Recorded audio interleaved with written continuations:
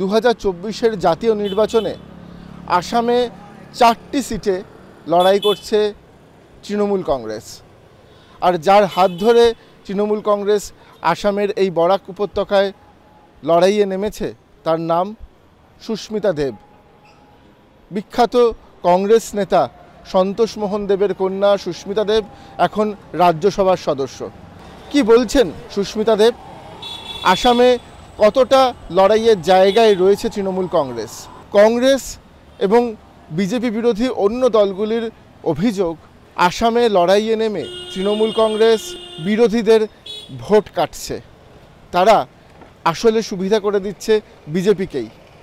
এই অভিযোগকে কিভাবে দেখছেন সুস্মিতা, শুনবো তার মুখেই। গণতন্ত্রতে সব দলের অধিকার থাকে গিয়ে ফাইট করা।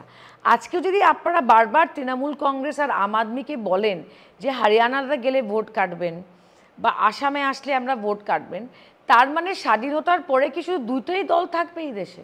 আজকে উত্তরপ্রদেশে কংগ্রেসের ভোট শেয়ারটা কী ছিল? সাম 2%। আন্ধ্রাতে ওদের 1%। একটা জাতীয় দল 1% পেয়ে প্রতিদ্বন্দ্বিতা করছে। আর মমতা বন্দ্যোপাধ্যায়ের দল, উনি 3বারের মুখ্যমন্ত্রী, ওনার কি প্রতিদ্বন্দ্বিতা করার অধিকার নেই? বাংলার বাইরে নিশ্চয় আছে। তৃণমূল জিতবে কোথায়? শিলচরে। দেখেন, হার জিত জনসাধারণ এটা বিচার করবে, কিন্তু আমি মনে করি প্রতিদ্বন্দ্বিতা বিজেপি আর তৃণমূলের মধ্যে হবে শিলচরে। কংগ্রেসের অবস্থানটা সমস্ত আসামে দেখতে গেলে খুবই শোচনীয়। আমি যখন 2021-এ কংগ্রেস ছাড়লাম, আমার উপর একটা প্রশ্নচিহ্ন আসলো যে উনি কেন ছাড়লেন। কিন্তু লাস্ট 6 মাসের মধ্যে আমরা দেখতে পেরেছি যে কংগ্রেসটা ভেঙে পড়েছে, এবং কংগ্রেস ভেঙে কোন দিকে যাচ্ছে? ডায়ামেট্রিক্যালি অপোজিট আইডিওলজি বিজেপির দিকে যাচ্ছে। তো আমি 2021-এ যেভাবে নমিনেশনসগুলো দেওয়া হয়েছে, যেভাবে ইলেকশনটা করা হয়েছে, আমি 21-এর বিধানসভার ইলেকশনই বুঝে নিয়েছি যে কংগ্রেসকে কন্ট্রোল করছে BJP. And I am anti BJP. বিজেপির বিরোধিতা করতে হলে আসাম কংগ্রেসের পক্ষে সম্ভব হবে না। এটা আমার দূরদর্শিতা আপনি মনে করতে পারেন। যে কথাটা আমি 21-এ বলেছিলাম সেটা এখন ফলছে। কংগ্রেসের ঘর খালি হয়ে গেছে। BJP led government is a fascist government. It is a government that is murdering democracy.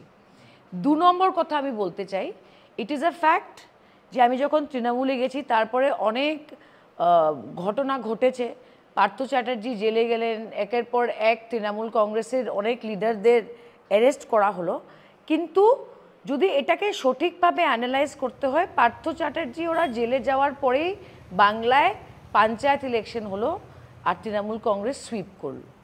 ঠিক আছে, এরপরে আপনারা দেখবেন ডিমা হাসাওয়ে আসামে তৃণমূল কংগ্রেস কাউন্সিল ইলেকশনে লড়লো। আমরা কংগ্রেসকে 3 নম্বরে নিয়ে আমরা 2 নম্বরে আসলাম। সো একটা বিকল্পর দরকার আছে। আই থিঙ্ক ভারতবর্ষের জনতারা বুঝে নিয়েছে যে ইডি, সিবিআই আর এখন নতুন এন্ট্রেন্ট এনআইএ, 3টে সেন্ট্রাল এজেন্সি হলো বিজেপির election machinery. So if you are in the opposition, জেলে যাওয়া কোনো বড় ব্যাপার না। ইনফ্যাক্ট জেলে ওরাই যাচ্ছে যারা অপোজিশনে আছে। The strongest challenger to prime minister Modi is Mamata Bandyopadhyay. Prime minister Narendra Modi যেভাবে বাংলায় প্রচারে গেছেন, আমরা ওনাকে প্রচারমন্ত্রী বলি, প্রধানমন্ত্রী আর বলি না, তো উনি এটা প্রমাণ করে দিয়েছে ওনার সবচেয়ে বড় চ্যালেঞ্জার এই দেশের মধ্যে হলো বাংলার জনসাধারণ আর আমাদের নেত্রী মমতা বন্দ্যোপাধ্যায়। সবাই বলছে সন্দেশখালিতে মেয়েদের উপরে নির্যাতন হয়েছে, জমি দখল হয়েছে, এইগুলো অ্যালিগেশন উঠে এসছে। কিন্তু মমতা বন্দ্যোপাধ্যায়, তৃণমূল কংগ্রেস হোক আর যেই দল হোক, ওদেরকে অ্যারেস্ট ওয়েস্ট বেঙ্গল পুলিশ করেছে। আজকে ব্রিজভূষণকে দেখেন, ব্রিজভূষণের এগেনস্টে প্রাইম মিনিস্টার নরেন্দ্র মোদী কোনো অ্যাকশন নিয়েছে? নেয়নি। উনি লাস্ট সেশন পর্যন্ত পার্লামেন্টে বসা ছিলেন মোদির পিছনে। এখন আসেন মহিলাদের ব্যাপারে। যদি সন্দেশখালিতে কিছু প্রমাণ হয়, সেটার আইনগতভাবে ব্যবস্থা নেওয়া হবে, এটা মমতা বন্দ্যোপাধ্যায় বিধানসভাতে প্রকাশ্যভাবে বলে দিয়েছেন।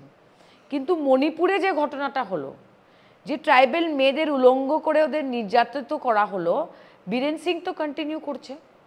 আর প্রাইম মিনিস্টার মোদি তো সেখানে যায়নি। আপনি আমাকে সন্দেশখালি নিয়ে জিজ্ঞেস করার অধিকার রাখেন, অ্যাজ আ জার্নালিস্ট আপনাকে আমাকে জবাবদারি দিতে হবে। কিন্তু বিজেপি জনে মহিলা সুরক্ষা নিয়ে মমতা বন্দ্যোপাধ্যায়কে প্রশ্ন করে না, এটা একদম অ্যাকসেপ্টেবল।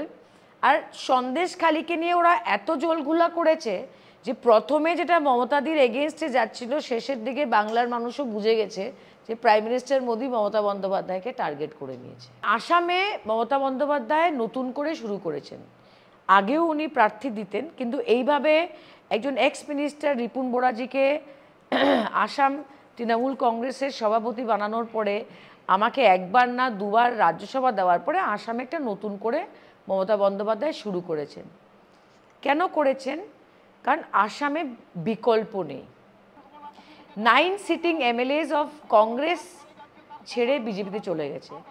কয়েক হাজার কংগ্রেস ওয়ার্কাররা আজকে কংগ্রেস ছেড়ে বিজেপিতে চলে গেছে। মাঠে তৃণমূল কংগ্রেস আছে এবং ভবিষ্যতে যে নন বিজেপি ভোটটা রয়েছে সেটা আমি বিশ্বাস করি তৃণমূলই ওদের মন জয় করতে পারবে সংঘর্ষ করে। এনআরসি যে হলো, যে 19 লক্ষ মানুষ বাইরে থাকলো আর বাকিরা অন্তর্ভুক্ত হলো, এই এনআরসির আলটিমেট কনক্লুশনটা কি আজ পর্যন্ত কেউ জানে না। আপনি পোলারাইজেশনের কথা বলছেন।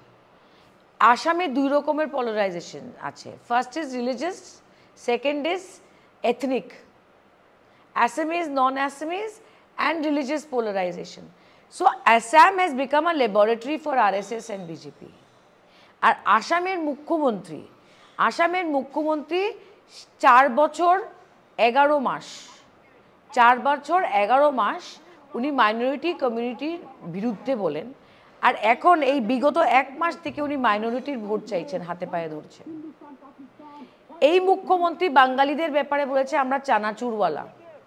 এই মুখ্যমন্ত্রী বলেছে আমার ধুতি আর লুঙ্গির ভোট লাগে না। ধুতি মানে হিন্দু বাঙালি আর লুঙ্গি হলো Bangali Muslim. This is his level of polarisation. তাই বলে এবার শিলচরের নির্বাচনে আমার স্লোগানটা হলো আমাদের অধিকার, আমাদের স্বাভিমান, এবার 26শে এপ্রিল আমাদের দিতে হবে প্রমাণ। পোলারাইজেশনের একটা স্যাচুরেশন পয়েন্ট থাকে, ওইটা কিন্তু চলে আসছে। বিজেপি এবার 220 ক্রস করবে না। রাম মন্দির করার পরে বিজেপির ইন্টারনাল সার্ভে আমি শুনেছি, সত্যি কি মিথ্যা আমি জানি না, দেখাচ্ছে যে রাম মন্দিরের যে ইম্প্যাক্টটা ওরা নর্থ ইন্ডিয়াতে করতে চেয়েছিল ওটা হয়নি। তাই বলে ওরা স্লোগানটা বের করেছে 405, সো দ্যাট মানুষকে বিভ্রান্ত করার জন্য একটা psychology, it's a psychological war. 400 পারটার হবে না, they will be stuck at 220। শিলচরে তৃণমূল কংগ্রেসের অফিসের সামনে আমরা দাঁড়িয়ে আছি। এই মুহূর্তে কলকাতায় তৃণমূলের অফিস অথবা মুখ্যমন্ত্রী মমতা বন্দ্যোপাধ্যায়ের বাড়ির সামনে নির্বাচন নিয়ে যে উন্মাদনা চোখে পড়ছে, শিলচরের অফিসের সামনে তার বিন্দুমাত্র নেই। সুস্মিতা বলছেন উন্মাদনা নয়, ভেতর থেকে মানুষের সঙ্গে মিশে তারা এই ভোটে লড়াইয়ে নেমেছেন এবং ভোটের ফলাফলে তার প্রতিফলন দেখা যাবে। সত্যিই কি দেখা যাবে, নাকি তৃণমূল কংগ্রেস এখানে কংগ্রেসের ভোট কাটবে? এই উত্তর জানতে চোখ রাখতে হবে আগামী 4 জুনের দিকে। সেই দিনই ফলাফল প্রকাশিত হবে। ক্যামেরায় সুব্রতর সঙ্গে আমি সমন্তক, শিলচর, DW।